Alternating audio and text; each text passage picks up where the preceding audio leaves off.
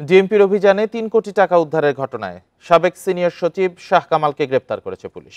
শনিবার রাতে রাজধানীর মহাখালী থেকে ঢাকা মহানগর গোয়েন্দা পুলিশের অভিযানে গ্রেপ্তার হন তিনি।